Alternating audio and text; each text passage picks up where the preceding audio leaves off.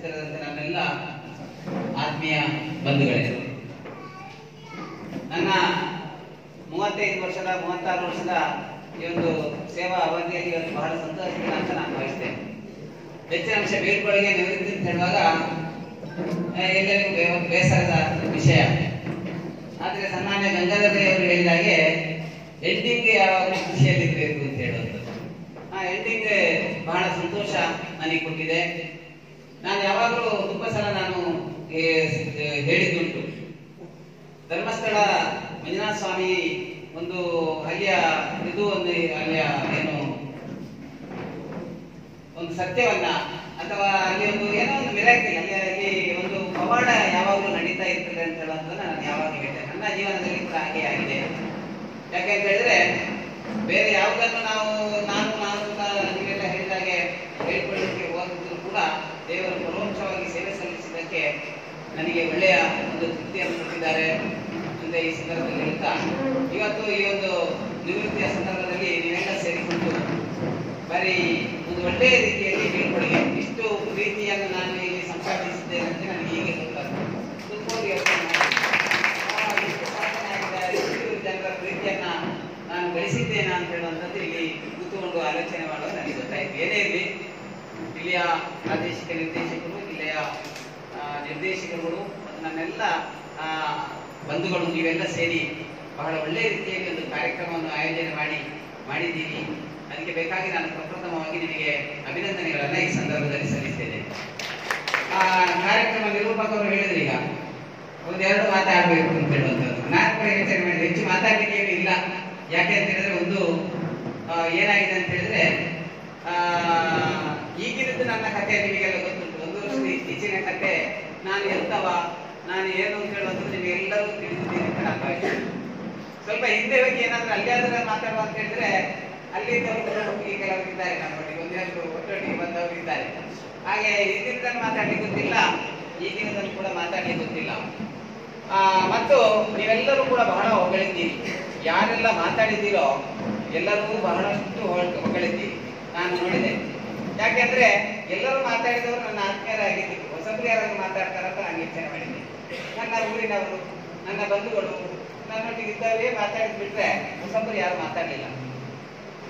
ನಮ್ಮ ರೈಗಳು ರಘುನಾಥ ರೈ ಒಬ್ರು ಇದ್ರು ನಮ್ಮ ಯೋಜನೆಯಲ್ಲಿ ಕಾರ್ಯಸಂಯೋಜಕರು. ಅವರೊಂದು ಕಥೆಯನ್ನು ಹೇಳಿದ ಸಂದರ್ಭದಲ್ಲಿ ನನಗೆ ನೆನಪಾಯಿತು.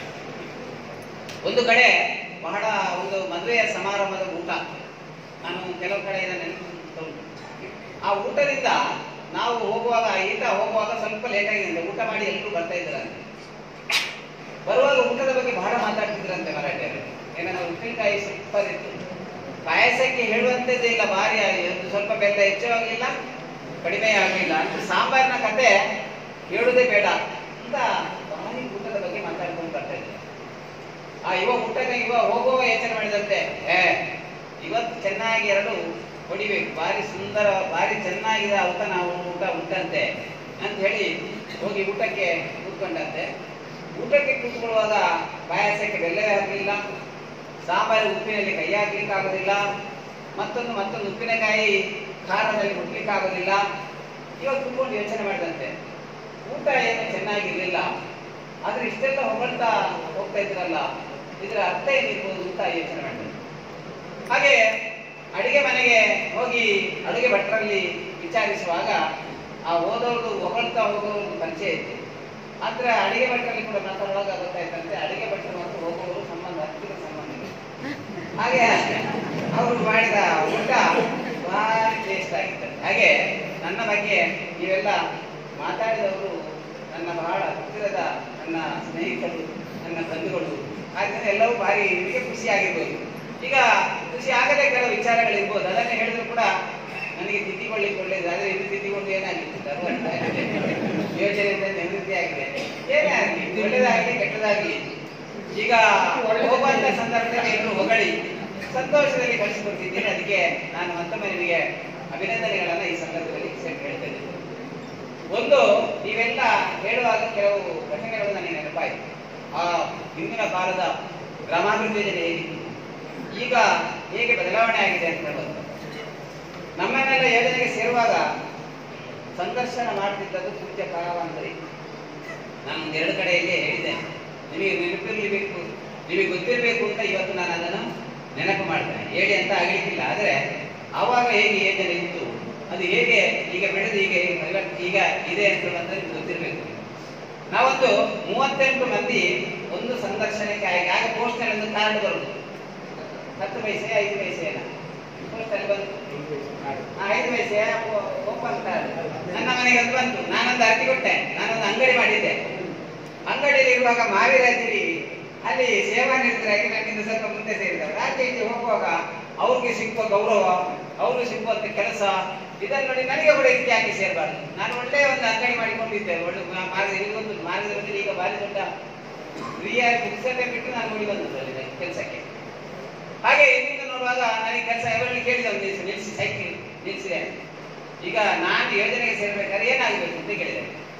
ಅದಕ್ಕೆ ನೀವು ಒಂದು ಅರ್ಜಿ ಕೊಡಿದ್ದೆ. ಅಲ್ಲಿ ವಿಷ್ಣು ಭಟ್ರು ಅಂತ ಇದ್ದಾರೆ ಅಲ್ಲಿ, ಈಗ ಕೆಲವರು ಕೂಡ ಆಚೆ ವಿಷ್ಣು ಭಟ್ರಲ್ಲಿ ಹೇಳಿದೆ ಅರ್ಜಿ ಬರೀದು ಹೇಗೆ ಅಂತ. ಅವರು ಬಂದು ಇಲ್ಲಿಗೆ ಬರೀರಿ ಅಂತ ಹೇಳಿದ್ರು, ಬಂದು ಕಳಿಸಿದೆ. ಸ್ವಲ್ಪ ಸಮಯದ ನಂತರ ಒಂದು 6 ತಿಂಗಳ ನಂತರ ಒಂದು ಪೋಸ್ಟ್ ಕಾರ್ಡ್ ಬಂತು ನನಗೆ, ತೆರೆದ ಅಂಚೆ, ನಿಮ್ಮನ್ನು ಸಂದರ್ಶನಕ್ಕೆ ಆಯ್ಕೆ ಮಾಡಲಾಗಿದೆ, ದಿನಾಂಕ ಇಷ್ಟರಂದು ಇಷ್ಟೊತ್ತಿಗೆ ದೇವಳದ ಕಚೇರಿಯಲ್ಲಿ ಹಾಜರಿರುವುದು ಅಂತ ಬಂತು. ಆಗ ನಮ್ಮ ಚಂದ್ರಶೇಖರ್ ಅವರ ಅದೆಲ್ಲ ಕತೆ ಬೇಡ, ಈಗ ಅವ್ರದ್ದು ದಸ್ತಖತ್ತಾಗಿ ಬಂತು. ಹೋದೆ ಸಂದರ್ಶನಕ್ಕೆ 38 ಜನ ಇದ್ರು. ಒಬ್ಬೊಬ್ಬರನ್ನ ಕರೆದು ಸಂದರ್ಶನ ಹೇಗೆ ಗೊತ್ತು ನಿಮಗೆ, ಮಾಳಿಗೆಯಲ್ಲಿ ಸಂದರ್ಶನ, ಅಲ್ಲಿ ಆಜುಬಾಜಿನಲ್ಲಿ ಇಲ್ಲಿಕ್ಕಿಲ್ಲವ, ಕರ್ದಾಗ ಬರ್ಬೇಕು 3 ಜನ ದಾರಿಯಲ್ಲಿ ಕರೀಲಿಕ್ಕೆ. ಆಗ ತಾವಂದ್ರೆ ಎದುರು ಹೋಗಿ ಒಂದು ಕುರ್ಚಿ ತಾವಂದ್ರೆ ಕೂತ್ಕೊಂಡಿರ್ತಾರೆ, ಬಾಕಿ ಕಾಶ್ಮೀರದ ಹೆಸರು ರಘುನಾಥ್ ರೈ, ಆನಂತರ ಚಂದ್ರಶೇಖರ್ ಅಂತ ಹೇಳಿ ಅಲ್ಲಿ ಜಯ ಮಹಾರಾಜ್ ಅಂತ ಇದ್ರೆ ಅವರ ಎಡಬಲದ ಬಲದಲ್ಲಿ ಕೂತ್ಕೊಳ್ಳಿಕೊಂಡು ನಮ್ಮನ್ನೊಂದು ಕುರ್ಚಿಯಲ್ಲಿ ಕೂತ್ಕೊಂಡ್ರೆ ನಮಗೆ ವ್ಯವಸ್ಥಿತವಾಗಿ ಬರ್ತದೆ. ತಾವಂತರ ಕೂತ್ಕೊಂಡು ಎದುರು ಕೂತ್ಕೊಂಡು ಸಂದರ್ಶನ ಮಾಡುದು. ಹಾಗೆ ಸಂದರ್ಶನ ಆಯ್ತು, 4 ಮಂದಿಗೆ ಸೆಲೆಕ್ಷನ್ ಆಯಿತು. ನನಗೆ ಬುಧಪ್ಪ ಅವರಿಗೆ, ಚಿತ್ತರಂಜನ್ ಹೆಗಡೆ, ಪದ್ಮಯ್ಯ ಅಂತ ಹೇಳಿ 38 ಮಂದಿ ಸಂದರ್ಶನ ಆದಲ್ಲಿ 4 ಮಂದಿಗೆ ಸೆಲೆಕ್ಷನ್ ಆಯಿತು. ಸೆಲೆಕ್ಷನ್ ಆಗಿ ಕೊನೆಯಲ್ಲಿ ನನಗೆ ಇದು ಬಂದಾಗ ಬಾಲಕೃಷ್ಣ ಪೂಜಾರಿ ನನ್ನ ಗುರುಗಳು, ಯೋಜನೆಯ ಗುರುಗಳು, ಅವರನ್ನು ಕೂಡ ಈ ಸಂದರ್ಭದಲ್ಲಿ ನಾನು ನೆನಪಿಸಿಕೊಳ್ಬೇಕು. ಆಗ ಅಲ್ಲಿಗೆ ನನ್ನನ್ನು ಕಳಿಸಿದ್ರು. ಕೆಲವರಿಗೆ ಅವರಿಗೆ ಗೊತ್ತಿರ್ಬೋದು ಹೇಗೆ ಎಷ್ಟು ದೂರ ಕಣಿಯೂರಿನಿಂದ ಕುಪ್ಪೆಟ್ಟಿಯಿಂದ ಪದ್ಮುಂಜದವರೆಗೆ ನಾನು ಆ ಗಂಟು ಮುಟ್ಟೆ ಹೊತ್ತುಕೊಂಡು ನಡ್ಕೊಂಡು ಹೋಗಿದ್ದೇನೆ. ಯಾಕಂದ್ರೆ ಆಗ ಬಸ್ ಕೆಲವು ಬಸ್ ಟ್ರೈನಿಗೆ ಹೋಗುವ ನಡ್ಕೊಂಡು ಹೋಗಿ ಅಲ್ಲಿ ಕೃಷ್ಣಪ್ಪ ಗೌಡ ಅಂತ ಇದ್ರು, ಕೃಷ್ಣಪ್ಪನೊಟ್ಟಿಗೆ ಅಲ್ಲಿ ಹೋಗಿ ಆನಂತರ ಅವರೊಂದು ಬಸ್ ಹತ್ತಿಸಿ ಸೈಕಲ್ ಅಲ್ಲಿ ಬಂದಾಗ ಮೊದಲಿಗೆ ನನ್ನನ್ನು ಬಿಟ್ಟರು. ನೋಡಿ, ಆವಾಗಿನ ಒಂದು ಆಯ್ಕೆಯ ಪ್ರಕ್ರಿಯೆಗಳು, ನಾವೊಂದು ಸೇವಾನಿರತರಾಗಬೇಕಾದ್ರೆ ಎಷ್ಟು ಕಷ್ಟ ಇತ್ತು ಅಂತ ಹೇಳುವಂಥದ್ದಕ್ಕೆ ನಾನು ಹೇಳಿದೆ. ಆನಂತರ ಕುಕ್ಕೇಡಿ ಕಡೆಗೆ ನೀವು ಆಗ ನೋಡಿದ್ರಿ, ನಾನು ಸೈಕಲ್ ಒಟ್ಟಿಗೆ ಆಫೀಸಿನ, ಆಗ ದೊಡ್ಡ ಜನ ಆದ್ರೆ ಸೈಕಲ್ ಅಂದ್ರೆ ಭಯಂಕರ, ಈಗ ಬುಲೆಟ್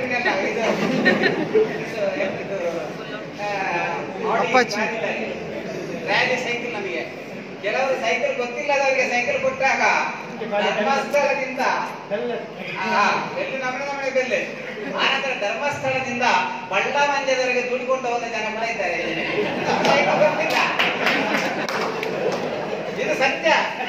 ನಮಗೆ ಕೆಲವರಿಗೆ ಗೊತ್ತಿದೆ, ಯಾರಿಗೆ ಗೊತ್ತಿಲ್ಲ. ಯಾರು ಈಗ ಕೂಡ ಯೋಜನೆಯಲ್ಲಿ ಇದ್ದಾರೆ, ಅವರು ದುಡ್ಕೊಂಡು ಹೋದವರು. ರ್ಯಾಲಿ ಸೈಕಲ್ ಕೊಡುದು ಅಷ್ಟು ದೊಡ್ಡ ಸಂಗತಿ. ಸೈಕಲ್ ಬಿಟ್ಟು ಗೊತ್ತಿಲ್ಲ, ಧರ್ಮಸ್ಥಳದಲ್ಲಿ ಕೊಟ್ಟದ್ದನ್ನ ಬಳ್ಳಮಂಜದವರೆಗೆ ದುಡ್ಕೊಂಡು. ಆನಂತರ ಕೆಲವರು ಇದ್ರು, ಸೈಕಲ್ ಕೊಟ್ಟಿದ್ದಾರೆ, ಸೈಕಲ್ ಜೀವಮಾನದಲ್ಲಿ ಕಲಿಯಲಿಕ್ಕೆ ಆಗಲಿಲ್ಲ, ಅದಕ್ಕೆ ಅಂತ ಸೈಕಲ್ ಕೊಡಲಿಕ್ಕೆ ಒಬ್ಬ ಜನ ಹಿಂದಿನ ಹೊಸತ್ತೆ ಬೇಕಲ್ಲ, ಒಂದ್ಸರಿ ಇರೋದು ಈಗ ಅಂತ ಒಂದು 2-3 ಜನ ಅಂತವರು ಕೂಡ ಇದ್ರು. ಹಾಗೆ ಕುಕ್ಕೇಡಿನಲ್ಲಿ ಹೋದೆ. ಕುಕ್ಕೇಡಿನಲ್ಲಿ ಥೋಮಸ್ ಅಂತ ಹೇಳಿ ಒಬ್ಬ ಯೋಜನೆಯಲ್ಲಿ ಸೇವಾನಿರತ ಕೆಲಸ ಮಾಡಿದ ನಂತರ ಆತ ಅಲ್ಲಿ ಊರಿನ ಪಟೇಲರು ಅಂತಾಗ ಅವರಿಗೆ ಮತ್ತು ಧರ್ಮಪಾಲ ಅಂತ ಹೇಳಿ ಅವರಿಗೆಲ್ಲ ಸ್ವಲ್ಪ ಕಾಂಪಿಟೇಷನ್ ಬಂದು ಅವನನ್ನು ಊರಿನಿಂದಲೇ ಓಡಿಸಿದ್ರು. ಆನಂತರ ಕುಕ್ಕೇಡಿಗೆ ಹೋಗುದು ಯಾರು ಅಂತ ಹೇಳುವಂಥದ್ದು ಚಾಲೆಂಜ್ ಯೋಜನೆಯಲ್ಲಿ. ಅಲ್ಲೆಲ್ಲ ಅಲ್ಲಿಯ ಫರ್ನಿಚರ್ ಅದು ಇದೆಲ್ಲ ಕೊಂಡೋಗಿ ಒಂದು ಕಡೆಗೆ ಹಾಕಿದ್ದು, ಭಜನೆಯನ್ನು ನಿಲ್ಲಿಸಿದ್ದೆಲ್ಲ ಭಾರಿ ಗಲಾಟೆ ಎಲ್ಲ ಆಗಿ ಆಗ ಭಾರಿ ದೊಡ್ಡ ಒಂದು ಯೋಜನೆಯಲ್ಲಿ ಘಟನೆ ಆಗಿತ್ತು. ಆಗ ನಮಗೆ 4 ಮಂದಿಗೆ ಹೆಸರಿಗೆ ಬುಧಪ್ಪ ಅವರು ಇದ್ದಾರೆ, ಈಗ ಕೂಡ ಬೇಕಾದ್ರೆ ಕೇಳ್ಬೋದು ಅವರನ್ನು, ಯಾರು ಕುಕ್ಕೇಡಿಗಾಗಿ ನನಗೆ ಬೇಡ ಅಂತ ನಾವು ಕಾಯ್ತಿದ್ದೇವೆ. ನನಗೆ ಗ್ರಾಚಾರಕ್ಕೆ ನನಗೆ ಕುಕ್ಕೇಡಿ ಬಂತು. ಅಲ್ಲಿಗೆ ಹೋದೆವು.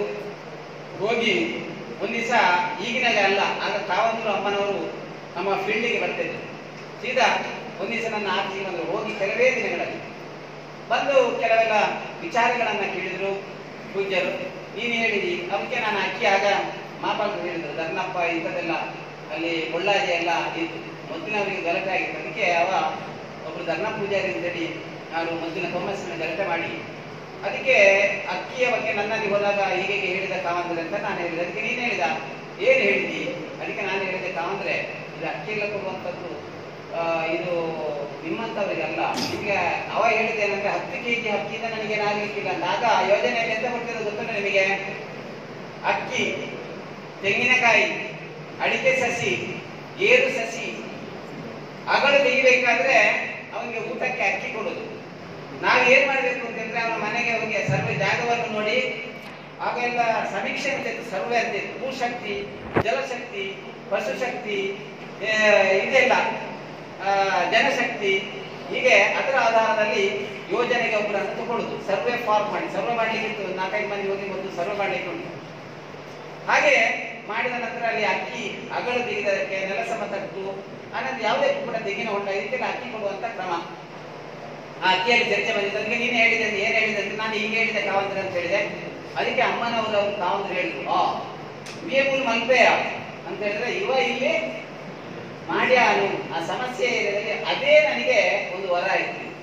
ಅಲ್ಲಿಯವರೆಗೆ ನಾನು ಯಾವಾಗ ಇದರಿಂದ ಬಿಟ್ಟು ಹೋಗುದು ಅಂತ ತಲೆಗಿಸಿದ್ದವ ಕಾವಂದ್ರು ಆ ಒಂದು ಮಾತು ಏನು ಅಮ್ಮನಲ್ಲಿ ಹೇಳಿದ್ರು ಅದು ನನಗೆ ವರ ಆಯ್ತು. ಯಾಕೆ ನಾನು ಹೇಳಿದೆ ಅಂತ ಹೇಳಿದ್ರೆ, ನಮಗೆ ಕೂಡ ನಿಮ್ಮ ಮೇಲಾಧಿಕಾರಿಗಳು ಪೂಜ್ಯರು ಏನಾದರೂ ಇಂತಹ ವಿಷಯಗಳನ್ನು ಹೇಳಿದ್ರೆ ನಿಮಗೆ ಅದನ್ನು ಒಳ್ಳೆ ರೀತಿಯಲ್ಲಿ ನೀವು ಸ್ವೀಕಾರ ಮಾಡಿದ್ರೆ ಅದು ನಿಮ್ಮ ಸಾಧನೆಯಲ್ಲಿ ಅದು ಬಹಳಷ್ಟು ಸಹಕಾರಿಯಾಗ್ತದೆ. ಹೀಗೆ ಯೋಜನೆ ಮುಂದುವರಿಯುವ. ನಂತರ ಪ್ರಮೋಷನ್ ಬಗ್ಗೆ ಹೇಳಿದ್ರು. ಪ್ರಮೋಷನ್ಗೆ ನಾನು ಯಾವಾಗಲೂ ಬಹಳ ಹಿಂದೆ ಇಟ್ಟು ಎಷ್ಟು % ಅಂತ ಹೇಳಿದ್ರು. ಕಾಂಗ್ರೆ ಮತ್ತೊಮ್ಮೆ ಪುತ್ತೂರಿಗೆ ಹೋಗ್ಬೇಕು ಅಂತ ಹೇಳಿದ್ರು. ಆನಂತರ ಹೋಯ್ತು ಪ್ರಾದೇಶಿಕ ನಿರ್ದೇಶಕರಾಗುವ ಕೂಡ ಬೇಡ ಅಂತ ಹೇಳುವಂಥದ್ದು ಇತ್ತು. ಅದವರು ಸನ್ಮಾನ್ಯ ಗಂಗಾಧರ್ ಹೇಳಿದ್ರು. ಹಾಗೆ ಆ ಯೋಜನೆ ಈ ರೀತಿ ಬೆಳೆದು ಬಂದಿದೆ. ಯೋಜನೆಯಲ್ಲಿ ಈ ರೀತಿ ನಾವು ನಮ್ಮನ್ನು ತೊಡಗಿಸಿಕೊಂಡಿದ್ದೆವು. ಜನರ ಪ್ರೀತಿ ವಿಶ್ವಾಸಗಳನ್ನ ಗಳಿಸಿದ್ದೆವು. ಜನರ ಪ್ರೀತಿ ವಿಶ್ವಾಸಗಳನ್ನು ನಾವು ಗಳಿಸಿದ್ರೆ ಏನಾಗ್ತದೆ ಅಂತ ಹೇಳಿದಕ್ಕೆ ನಾವೆಲ್ಲರೂ ಒಂದು ಉದಾಹರಣೆಯನ್ನು ಕೊಟ್ಟು, ಇದು ಎಲ್ಲರಿಗೂ ತಿಳ್ಕೊಳ್ಳುವಂತ ವಿಚಾರ. ನನ್ನನ್ನು ಹೇಳಿದ್ರು ಅಂತ ನಾನು ಹೇಳುವಂಥದ್ದಲ್ಲ. ಆದರೆ ಈ ರೀತಿ ಪ್ರೀತಿ ವಿಶ್ವಾಸಗಳನ್ನು ನಾವು ಬೆಳೆಸುವಂಥದ್ದು, ಜನರು ನಮ್ಮ ಕುಟುಂಬ ಅಂತ ಹೇಳುವಂತ ಭಾವಿಸಿದ್ದನ್ನು ನಾವು ಭಾವಿಸಿದ್ರೆ ಮಾತ್ರ ನಾವು ಯಾವುದೇ ಒಂದು ಒಳ್ಳೆಯ ಸಾಧನೆಯನ್ನು ಮಾಡಲಿಕ್ಕೆ ಸಾಧ್ಯ ಉಂಟು ಅಂತ ಈ ಸಂದರ್ಭದಲ್ಲಿ ಹೇಳುತ್ತಾ, ನಾನು ಹೆಚ್ಚು ಆಗ ನಾನು ಹೇಳಿದಾಗ ಹೆಚ್ಚು ಏನನ್ನು ಮಾತಾಡಲಿಲ್ಲ. ಈಗ ಇದು ಸಮಯ ಸಂದರ್ಭ ಇದು ಹೇಳಲಿಕ್ಕೂ ಕೇಳಲಿಕ್ಕೂ ಸಮಯ ಅಲ್ಲ ಅಂತ ಹೇಳಿದಾಗೆ ಇದು ಸಮಯ ಅಲ್ಲ. ಅದರಿಂದ ಒಟ್ಟಾರೆ ಏನಂತ ಹೇಳಿದ್ರೆ, ಒಂದು ನಾವು ಇಷ್ಟೇನಾದ್ರೂ ಸಾಧನೆ ಮಾಡಬೇಕಾದ್ರೆ ನಮಗೆ ಪೂಜ್ಯರು ಒಂದು ಅವಕಾಶ ಕೊಟ್ಟದ್ರಿಂದ ನಾವು ಯೋಜನೆಯಲ್ಲಿ ಏನನ್ನೋದು ಮಾಡ್ಬೋದು. ನಾನಿರ್ಬೋದು, ನೀವಿರ್ಬೋದು.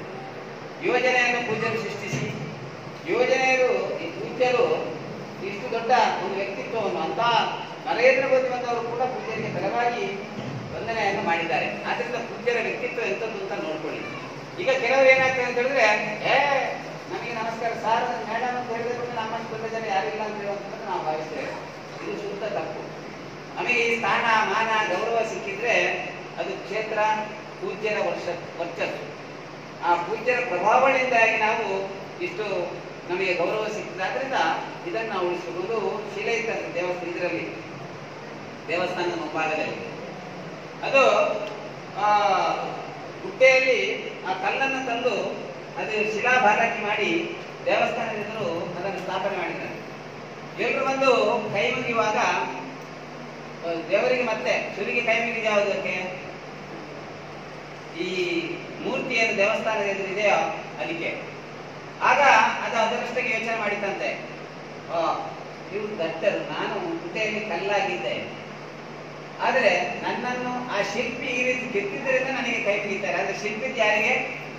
ಯಾರು ಕೂಡ ಶಿಲ್ಪಿಯನ್ನು ಲೆಕ್ಕಕ್ಕೆ ತೆಗೆದಿಲ್ಲ, ಎಲ್ಲರೂ ನನಗೆ ಕೈ ಮುಗಿತಾರೆ ಅಂತ. ಹಾಗೆ ಪೂಜ್ಯ ಕಾವಂದರ ಒಂದು ವರ್ಚಸ್ಸದಿಂದ ಪೂಜ್ಯ ಕಾವಂದರು ಅಥವಾ ಪೂಜ್ಯ ಕಾವಂದರ ಕುಟುಂಬದವರು ನಮಗೆ ಈ ಒಂದು ಯೋಜನೆಯಲ್ಲಿ ಅವಕಾಶ ಕೊಟ್ಟಿದ್ದರಿಂದ ನಾವೇನಾದರೂ ಸಾಧನೆ ಮಾಡಲಿಕ್ಕೆ ಹೆಸರು ಮಾಡಲಿಕ್ಕೆ ಸಾಧ್ಯ ಆಗಿತ್ತು. ಅದರಿಂದ ನಾನು ಈ ಸಂದರ್ಭದಲ್ಲಿ ಏನನ್ನು ಹೇಳಿದೆ, ಪೂಜ್ಯ ಕಾವಂದರನ್ನು, ಮಾತೃಶ್ರೀ ಅಮ್ಮನವರನ್ನು, ಪೂಜ್ಯ ಕುಟುಂಬದವರನ್ನು ಹಾಗೂ ನಮ್ಮ ಯೋಜನೆಯ ಅಧಿಕಾರಿ ವರ್ಗದವರು ಅಂದರೆ ಮಾನ್ಯ ಕಾರ್ಯನಿರ್ವಾಹಕ ನಿರ್ದೇಶಕರಿಗೆ ಈ ಸಂದರ್ಭದಲ್ಲಿ ನಾನು ಅಭಿನಂದನೆಗಳನ್ನು ಸಲ್ಲಿಸ್ತೇನೆ.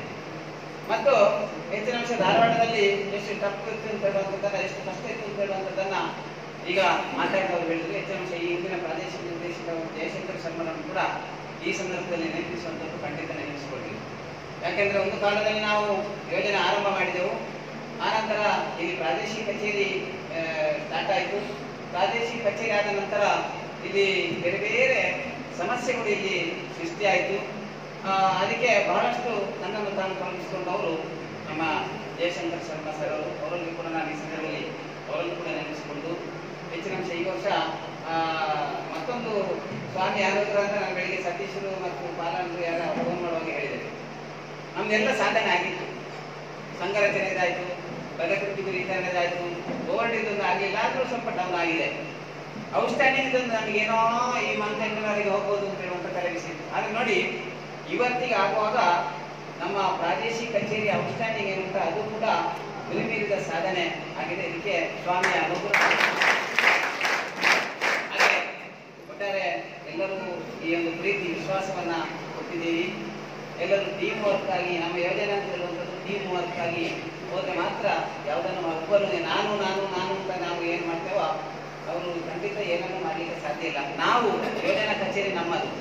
ಯೋಜನಾ ಕಚೇರಿಯಲ್ಲಿ ನಾವೆಲ್ಲರೂ ಸೇರಿ ಕೆಲಸ ಮಾಡಿದ್ರೆ ನಮ್ದು ಸಾಧನೆ ಆಗ್ತದೆ ಅಂತ ಯಾರು ಭಾವಿಸ್ತೀರೋ ಆ ರೀತಿ ಈ ಟೀಮ್ ವರ್ಕ್ ಆಗಿ ನಮ್ಮ ಪ್ರಾದೇಶಿಕ ಕಚೇರಿಯಲ್ಲಿ ಒಳ್ಳೆಯ ಸಾಧನೆ ಮಾಡಿದ್ದಕ್ಕೆ ಮತ್ತು ನನಗೆ ನಾನು ಕೆಲಸ ಮಾಡುವಂಥ ಸಂದರ್ಭದಲ್ಲಿ ನೀವೆಲ್ಲರೂ ಕೈ ಜೋಡಿಸಿದ್ದಕ್ಕೆ ನಾನು ಮತ್ತೊಮ್ಮೆ ನಿಮಗೆ ಅಭಿನಂದನೆ ಸಲ್ಲಿಸಿ, ನಾನು ಕೆಲಸ ಮಾಡುವಂಥ ಸಂದರ್ಭದಲ್ಲಿ ಖಂಡಿತ ಕೆಲವು ಸಂದರ್ಭದಲ್ಲಿ ಮನುಷ್ಯ ಅಂತ ಹೇಳುವಾಗ ತಪ್ಪುಗಳು ಖಂಡಿತ ಇದ್ದೇ ಇರ್ತದೆ. 100ಕ್ಕೆ 100 ಮಾಡಿದೆ ಅಂತ ಹೇಳಿದ್ರೆ ಅದು ನಮ್ಮ ಸುಳ್ಳು ದಂಬಾಚಾರ. ತಪ್ಪು ಇರ್ಬೋದು, ತಪ್ಪನ್ನು ಕೂಡ ನೀವು ಮನ್ನಿಸಿ ಏನಾದರೂ ತಪ್ಪುಗಳು ಆಗಿದ್ರೆ ಅದನ್ನು ಮನ್ನಿಸಬೇಕು ಅಂತ ನಾನು ಈ ಸಂದರ್ಭದಲ್ಲಿ ನಿಮ್ಮಲ್ಲಿ ವಿನಂತಿಸಿಕೊಳ್ಳುತ್ತಾ, ಹಾಗೆ ನಮ್ಮ ಎಲ್ಲರೂ, ನಾನು ಜ್ಞಾನ ವಿಕಾಸ ತರಬೇತಿ ಸಂಸ್ಥೆ, ಸಿರಿ ಸಂಸ್ಥೆ, ಮತ್ತೆ ಬೇರೆ ಬೇರೆ ಬೇರೆ ಬೇರೆ ಬೇರೆ ಅಂತ ಪ್ರಾದೇಶಿಕ ಕಚೇರಿ ಮತ್ತೆ ಜಿಲ್ಲಾ ಕಚೇರಿ ಅಂತ ನಾನು ಯಾವುದಕ್ಕೂ ಹೇಳುವುದಿಲ್ಲ. ಎಲ್ಲರಿಗೂ ಒಂದೇ ಮಾತಿನಲ್ಲಿ ಇನ್ನು ಮುಂದಿನ ದಿನಗಳಲ್ಲಿ ಸೇವೆಯಿಂದ ನಿವೃತ್ತಿಯನ್ನು ನಾವು ನೋಡಬಹುದು. ಆದರೆ ನಮ್ಮ ನಿಮ್ಮ ಪ್ರೀತಿ ವಿಶ್ವಾಸಗಳು ಸದಾ ಹೀಗೆ ಮುಂದುವರಿಲಿ. ಹೆಚ್ಚಿನ ಅಂಶ ನನಗೆ ಪ್ರಾಯವಾದ ನಂತರ ದುಃಖ ಸಿಗುವುದು ಸ್ವಲ್ಪ ಕಡಿಮೆ. ಯಾಕೆ ಅಂತ ಹೇಳಿದ್ರೆ ಬಹಳ ಹಳೆ ಕೃತಿಗಳಿಂದ ದುಃಖ ಸಿಗ್ತದೆ, ಕೆಲವರು ದುಃಖ ಸಿಗುವುದಿಲ್ಲ. ಆ ಸಂದರ್ಭದಲ್ಲಿ ನೀವು ಕರೆದು ಮಾತಾಡುವಂಥದ್ದು ನಿಮ್ಮಲ್ಲಿ ಇರಲಿ ಅಂತ ನಾನು ಈ ಸಂದರ್ಭದಲ್ಲಿ ಹೇಳ್ತಾ, ಹೆಚ್ಚಿನ ಅಂಶ ನಾನು ಯಾವಾಗಲೂ ನನ್ನ ಧರ್ಮಪತ್ನಿಯನ್ನು ಕರ್ಕೊಂಡು ಹೋಗುವುದು ಕಡಿಮೆ. ಆಗ ಎಲ್ಲರೂ ಹೇಳಿದಾಗೆ ನಾವು ಏನಾದರೂ ಸಾಧನೆ ಮಾಡಬೇಕು ಅಂತ ಹೇಳಿದ್ರೆ ಮನೆ ಮಂದಿಯ ಸಪೋರ್ಟ್ ನಮಗೆ ಬೇಕೇ ಬೇಕಂತೆ. ಒಂದು ಮಹಿಳೆಯ ಪಾತ್ರ ಬಹಳ ಪ್ರಮುಖವಾದದ್ದು ಅಂತ ಹೇಳ್ತಾರೆ.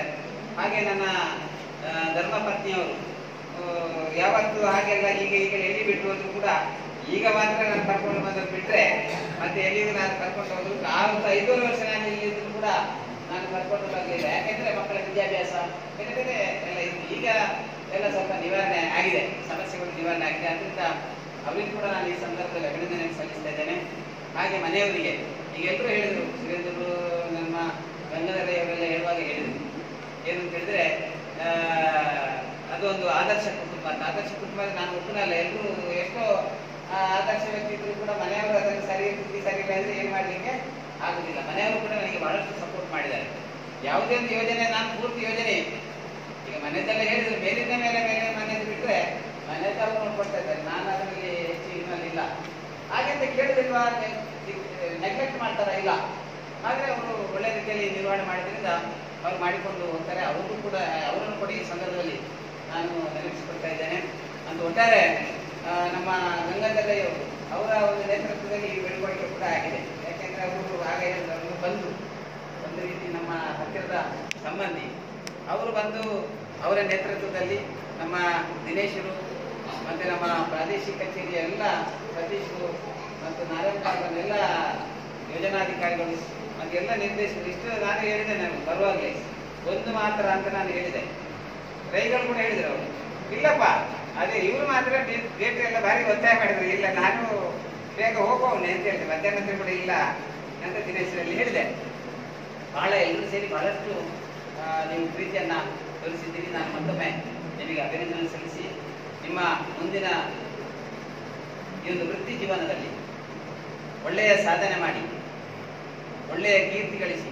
ಹಾಗೆ ಹೇಳಿದಾಗೆ ಇದು ನಮ್ಮ ಸಂಸ್ಥೆ ಅಂತ ಹೇಳುವಂಥದ್ದು ಇಡೀ ರಾಷ್ಟ್ರ ಅಂತಾರಾಷ್ಟ್ರ ಮಟ್ಟದಲ್ಲಿ ಒಂದು ಪ್ರಸಿದ್ಧಿಯನ್ನು ಪಡೆದಂಥ ಒಂದು ಸಂಸ್ಥೆ. ಹೆಚ್ಚಿನ ಅಂಶ ನಾವೆಲ್ಲರೂ ಕೂಡ ನಮ್ಮ ಸಂಸ್ಥೆ ಅಂತ ಪ್ರೀತಿಯಿಂದ ಇದಕ್ಕೆ ನಮ್ಮನ್ನು ನಾವು ತೊಡಗಿಸಿಕೊಂಡರೆ ಖಂಡಿತ ಇದು ನಮಗೂ ಒಳ್ಳೆಯದು, ಸಂಸ್ಥೆಗೂ ಒಳ್ಳೆಯದು. ನಮಗೆ ಬೇಕಾಗಿ ಸಂಸ್ಥೆ ಬೇಕು, ನೆನಪಿಟ್ಕೊಳ್ಳಿ. ಸಂಸ್ಥೆ ಬೇಕಾಗಿ ನಾವಲ್ಲ, ನಮಗೆ ಬೇಕಾಗಿ ಸಂಸ್ಥೆ ಬೇಕು. ಹಾಗಾದರೆ ನಾವು ಪ್ರಾಮಾಣಿಕವಾಗಿ ಸಂಸ್ಥೆಯನ್ನ ಪ್ರೀತಿಯಿಂದ ಸ್ವೀಕರಿಸಬೇಕು. ಪ್ರೀತಿಯಿಂದ ನಮ್ಮನ್ನು ನಾವು ತೊಡಗಿಸಿಕೊಂಡ್ರೆ ಖಂಡಿತ ನಮಗೆ ಇದರಿಂದ ನಮ್ಗೆ ಒಳ್ಳೆಯದಾಗ್ತದೆ. ಈ ದಿಸೆಯಲ್ಲಿ ನೀವೆಲ್ಲರೂ ಕೂಡ ಇದಕ್ಕೆ ಕೈ ಜೋಡಿಸಿ ನಮ್ಮ ಸಂಸ್ಥೆಯನ್ನು ಬೆಳೆಸಿ ನಾವು ಕೂಡ ಬೆಳೆಯುವ ಅಂತ ಆಗಬೇಕು ಅಂತ ಈ ಸಂದರ್ಭದಲ್ಲಿ ಹೇಳ್ತಾ, ನಮಗೆಲ್ಲರಿಗೂ ಕೂಡ ನಾನು ಮತ್ತೆ ಯಾರಿಗೂ ಹೇಳಲಿಲ್ಲ, ನಮಗೆಲ್ಲರಿಗೂ ಕೂಡ ಮಂಜುನಾಥ ಸ್ವಾಮಿಯ ಮತ್ತು ಕ್ಷೇತ್ರದ ಧರ್ಮಾಧಿಕಾರಿಗಳ ಅನುಗ್ರಹ ಇರಲಿ, ಗುರುದೇವರು ಮತ್ತು ಮಾತೃಶ್ರೀ ಅಮ್ಮನವರ ಆಶೀರ್ವಾದ ಇರಲಿ ಅಂತ ಈ ಸಂದರ್ಭದಲ್ಲಿ ಹೇಳ್ತಾ, ಈ ಒಂದು ಹೃದಯ ಸ್ಪರ್ಶಿ ಒಂದು ಸಮಾರಂಭವನ್ನು ಆಯೋಜಿಸಿದ್ದಕ್ಕಾಗಿ ನನ್ನೆಲ್ಲ ಸಹೋದ್ಯೋಗಿ ಬಂಧುಗಳಿಗೆ ಮತ್ತೊಮ್ಮೆ ನಾನು ಅಭಿನಂದನೆ ಸಲ್ಲಿಸುತ್ತೇನೆ.